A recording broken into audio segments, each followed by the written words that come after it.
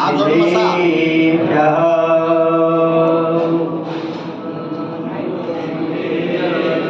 ओम नमः सिद्धेभ्यः जय श्री ओम नमः सिद्धेभ्यः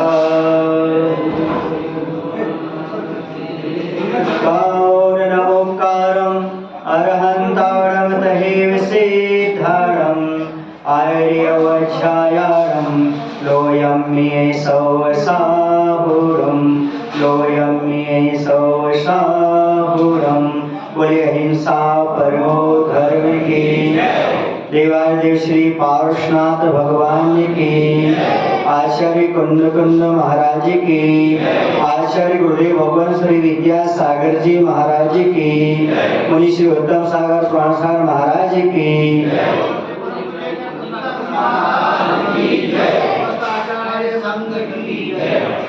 यह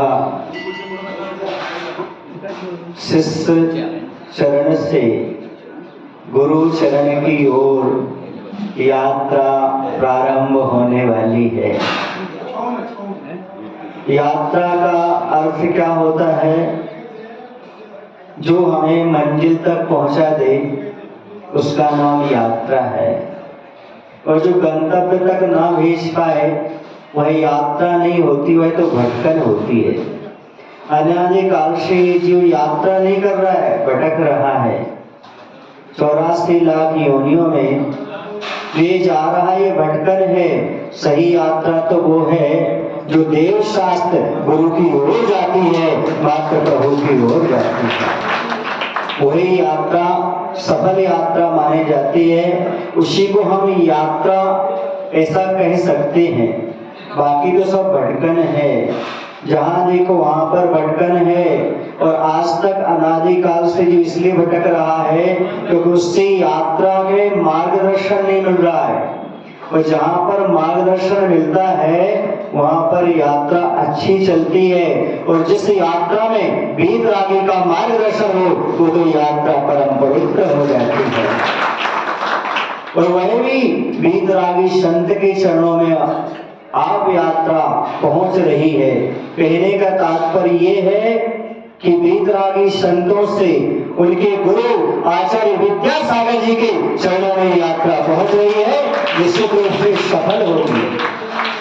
और हम तो ये कहते हैं अभी आपकी यात्रा शिष्य चरण से गुरु चरण की ओर बढ़ रही है। अब तो ऐसा हो गुरु के चरणों से आपको आश्रय प्राप्त हो, और इस आश्रय की यात्रा मोक्ष में जाकर के रुके, सीधी मोक्ष में जाकर के रुके। आज आप गुरुओं के दर्शन करने के लिए पैदल चल रहे हो। एक समय ऐसा भी आएगा जब आप स्वयं गुरु बन करके ऐसे ही पद विहार करेंगे, पैदल चलेंगे। क्योंकि भावना भवनाशिनी हुआ करती है। जो जीव जैसी भावना भाता है वैसा उसको फल प्राप्त हुआ करता है। आज पवित्र भावना के साथ आप गुरु के दर्शन करने के लिए जा रहे हैं। एक ऐसा दिन भी आएगा जब अन्य लोग आपके दर्शन करने भी पैदल यात्रा चल करके पहुंचेंगे। ये यात्रा आपकी यहीं पर समाप्त ना हो, बल्कि यात्रा चलती रहे।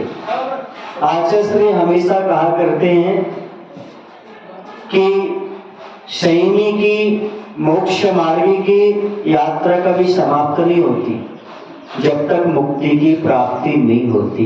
निरंतर उनकी यात्रा चलती रहती है, लगातार चलती रहती है। अतः संयमी जीव की यात्रा अनवरत चलती रहती है जब तक उसे मोक्ष ना मिल जाए। समझ आ रहा आपको कि नहीं? आचार्य जी कभी कभी कहते हैं, लोग जब विहार करते हैं तो कभी कोई लोग पूछते हैं आचार्य जी आप कहाँ जा रहे हो? तो भले वह शुद्धि के लिए जा रहे हो, और बोलते मोक्ष जा रहा हूं। क्योंकि लक्ष्य हमारे ध्यान में रहना चाहिए, और लक्ष्य मात्र रहता है हमारा मोक्ष। लक्ष्य मात्र शुद्धात्मा को प्राप्त करना। लेकिन शुद्धात्मा कहां से प्राप्त होगा? जिन्होंने शुद्ध आत्मा को प्राप्त किया है, उनके चरणों में जाकर के बैठेंगे, उनसे सीखेंगे, तभी जाकर के हम उस शुद्ध आत्मा को प्राप्त कर सकते हैं। जिन जिन आत्माओं ने अपनी आत्मा को उत्कृष्ट बनाया है, उत्कृष्ट बना करके कल्याण के रास्ते को, पथ को प्राप्त किया है, वही जीव जिसके शरण में जाता है वही अपना कल्याण कर पाता है। आप लोगों ने यह यात्रा वर्षों से प्रारंभ की है। पिछले वर्ष ही जब मैं तेंदुखेड़ा में था तब आप लोगों की यात्रा बरेली से लेकर के तिलवारा घाट तक कोणाई तक पहुंची थी। आज भी आपकी यात्रा एलोरा से प्रारंभ होकर के सिरपुर गुरु के चरणों तक पहुंच रही है। बहुत पुण्यशाली लोग होते हैं जो पैदल चल करके गुरु के चरणों में पहुंच करके अपने मन को, आत्मा को पवित्र करते हैं। याद रखो, चतुर्गति में भ्रमण करते हुए आपने बहुत समय व्यतीत किया, आपके पैर में छाले भी पड़े, पैर में तकलीफ भी हुई, लेकिन आचार्य कहते हैं कि यात्रा ऐसी है जो तीर्थ यात्रा है, तीर्थ वंदना है।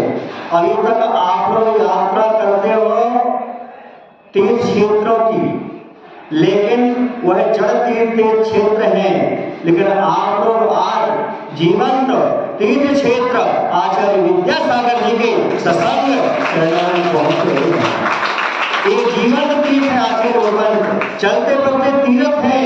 मैं कहा करता हूँ, अटके भटकों को राह दिखाना जिनका काम है, अटके भटकों को राह दिखाना जिनका काम है, ऐसे चलते बढ़ते तीर्थ का विद्यासागर नाम है, ऐसे चलते बढ़ते तीर्थ का विद्यासागर नाम है। ऐसे चलते बढ़ते तीर्थ के पास आप जा रहे हैं, निश्चित एक दिन ऐसा आएगा आप भी उनके चरणों में जाकर के स्वयं तीर्थ स्वरूप हो जाएंगे, तीर्थ स्वरूप हो जाएंगे। दीक्षा के पहले आचार्य श्री ने हमसे पूछा, आपको कोई तीर्थ यात्रा आदि का विकल्प तो नहीं है? हमने कहा आचार्य श्री अभी तक श्रवण बेलगोला की यात्रा नहीं की, तो आचार्य श्री विकल्प तो नहीं है। हमने कहा नहीं आचार्य श्री, आप जैसा कहेंगे और ऐसा करने के लिए तैयार, ऐसा कोई विकल्प नहीं है।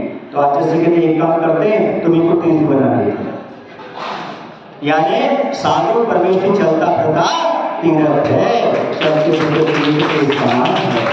लिखा है तीर्थ यात्रा करने से, तीर्थ की वंदना करने से आपको जो फल प्राप्त होता है वो कालांतर में प्राप्त होता है, लेकिन यदि आप साधु के दर्शन करते हैं तो आपको सत्या तत्काल उसका फल प्राप्त हो जाता है। क्योंकि साधु के दर्शन करने से असंख्यात गुणी करने की निर्जला होती है, पुण्य का संचय होता है, हमारा मन निर्मल और पवित्र होता चला जाता है, हमारी इच्छा भी उनके शरण में जाने से उन जैसे बनने की हो जाया करती है। क्योंकि नियम है, खरबूजे को देखकर खरबूजा रंग बदलता है, अर्थात वीतरागी को देख करके एक न एक दिन ऐसा आता है कि हमारी भावना भी वीतरागी बनने की हो जाया करती है। ये आप यात्रा कर रहे हो, यात्रा करने के बाद जब वहां पर पहुंच जाओ तो गुरुवर महाराज को हम सभी का नमस्कार करना, तीनों महाराज का नमस्कार करना और कहना कि उन्होंने अपने दिल में गुरु को बसा रखा है, उन्होंने अपने मन में गुरु को बसा रखा है, अपने मन को गुरु भक्ति में रमा रखा है, अपने मन को गुरु भक्ति में रमा रखा है। अब तो गुरुवर ऐसी कृपा कर दो, अशुभ कर्म टले और शीघ्र दर्शन हो, क्योंकि उन्होंने दर्शन का भाव से रखा है, दर्शन का भाव से रखा है। हम लोग भी सबरी की तरह, हम लोग भी सबरी सुना बोलना, रामचंद्र जी का इंतजार किया था, ऐसे सबरी की तरह बेसब्री से हम लोग भी गुरु महाराज का इंतजार कर रहे हैं। कब गुरु महाराज के की भूमि पर पड़े, कभी भूमि पवित्र हो जाए, हम लोग इंतजार कर रहे हैं। गुरु महाराज के चरण यहाँ पड़े। यहाँ से जो यात्रा जा रही है गुरु चरणों पर, वह यात्रा इस संकेत लेकर जा रही है और गुरु से निवेदन करेगी, गुरु महाराज ठीक जल्दी आप दक्षिण की ओर बढ़ो, एरोला की ओर बढ़ो, ताकि हम सभी का उद्धार हो सके। यहाँ पर भूमि है, यहाँ पर भावना है, लेकिन जब तक गुरु का सानिध्य नहीं मिलता तब तक वो तीर्थ नहीं बनते। और जैसे गुरु का सानिध्य मिल जाता है तो अपने आप तीर्थ बन जाते हैं। मैं कहा करता हूँ, गुरुवर के आशीष से सारे काम सफल हो जाते हैं। गुरुवर के आशीष से सारे काम सफल हो जाते हैं। गुरु के जहाँ चरण पड़े वो तीर्थ धाम बन जाते हैं। गुरु के जहाँ चरण पड़े वो तीर्थ धाम बन जाते हैं। गुरु की कृपा बड़ी निराली है बंधु, गुरु की महिमा बड़ी निराली है बंधु। उनके मंत्र देने से इंसान तो क्या, पाषाण भी भगवान बन जाते हैं, पाषाण भी भगवान बन जाते हैं। ये गुरु की महिमा है। धन्य है वो जीव जो गुरु के चरणों के लिए यात्रा कर रहे हैं। गुरु वही होते हैं जो पद विहारी होते हैं और कर पात्री होते हैं, यानी जो पैदल चलते हैं और हाथ में ही भोजन ग्रहण करते हैं। पद यात्री होते हैं और कर पात्री होते हैं, वही साधु होते हैं और उनके शिष्य भी वैसे होते हैं और भक्त भी वैसे हो रहे हैं। वही पद यात्रा करके उनके चरणों में पहुंच रहे हैं। बस एक बात ध्यान रखना, यात्रा में थोड़ी सावधानी रखना पड़ती है। यात्रा में सावधानी रख करके चलना, क्योंकि यात्रा सावधानी पूर्वक की होती है, अनुशासन पूर्वक होती है। अनुशासन को बना करके रखना, हो सके तो अपनी जिह्वा को कम हिलाना। समझ रहे आप लोग? कम बोलना, कम बोलने से थकान भी नहीं होती और कभी झगड़ा भी नहीं होता। जितना कम बोलते हैं उतने आसानी से यात्रा हो जाती है। कहते सफर में जितना कम सामान हो उतनी सुविधा, और जितना कम अभिमान हो उतना आनंद का लाभ प्राप्त होता है। एक वस्तुओं का भार होता है, एक अंदर अहंकार का भाव भी होता है, वो भी भार जैसा होता है। उन सब को उतार करके अपने मन को निर्मल और पवित्र बना करके यात्रा करना, तब आपको आनंद का अनुभव होगा। क्योंकि बंधु ये सहज यात्रा नहीं है। जैसे आत्मा परमात्मा बनने की यात्रा करता है, वैसे आप लोग आज साक्षात तीर्थ की यात्रा, जीवन तीर्थ की यात्रा करने के लिए आप लोग जा रहे हो। ऐसा पुण्य कहते जैसे मन में आपने भाव किया, वैसे ही आपको बहुत सारे उपवास का फल प्राप्त हो जाता है। जैसे आप चलना शुरू करो, वैसे आपको और 100 गुना फल प्राप्त होता है, और आप जैसे नजदीक पहुंचते हो और 100 गुना बढ़ जाता है, और जैसे गुरु के दर्शन होते हैं वैसे अनंत गुना फल हमारे लिए प्राप्त हो जाता है। यह गुरु दर्शन का भाव आप लोगों के मन में है, वैसे हम लोगों के मन में भी है। पर चातुर्मास है, चातुर्मास के बाद गुरु महाराज की अगुवानी करने का सौभाग्य प्राप्त हो, ऐसा गुरु चरणों में निवेदन करना। हम तीनों महाराज की तरफ से अब अपनी बात को एक बार समाप्त करते हुए एक बात अवश्य कहूँगा, यात्रा का आनंद लेना हो तो वाणी को कंट्रोल में रखते हुए अनुशासन के साथ चलना, आपके जीवन में बहुत आनंद आएगा। वैसे आज 2 अक्टूबर है, गांधी जयंती भी है, और उन्होंने भी पग यात्रा की पूरे देश की, और उनका भी उद्देश्य था। आज मैं देखता हूँ वर्तमान में जहाँ देखो वहाँ पर गांधी की स्टेचू जरूर है और फोटो भी है, चाहे ऑफिस हो, चाहे कार्यालय हो, चाहे सरकारी कुछ भी हो। क्यों? इसका कारण एक रहा, नेता तो बहुत हुई, कारण ये रहा वो पदयात्री रहे और परिग्रह को कम रख करके चले। जो परिग्रह को कम रखते हैं, पदयात्री होते हैं, उनका स्टेचू हर जगह लगता है, उनके हमेशा प्रशंसा हुआ करती है। दूसरा ये भी रहा क्योंकि उन्होंने भगवान महावीर के सत्य और अहिंसा सिद्धांत को अपनाया। जो भगवान महावीर के सत्य और अहिंसा सिद्धांत को अपनाते हैं, उनका यश युगों युगों तक फैलता रहता है, युगों युगों तक फैलता रहता है। आपके बाकी है अहिंसक नीति लेकर के जा रहे हैं, गुरु चरण में पहुंच रहे हैं। हम गुरु महाराज की तरफ से आशीर्वाद देते हैं, आपकी यात्रा आनंद संपन्न हो। बोले महावीर भगवान की जय। आचार्य भगवान श्री विद्यासागर जी महाराज जी की जय। उनको सागर जी महाराज की जय। उन्हीं संघ की जय। अभी अपनी पद यात्रा के लिए, सद्भावना और शांति की यात्रा के लिए महाराज जी ने एक अत्यंत महत्वपूर्ण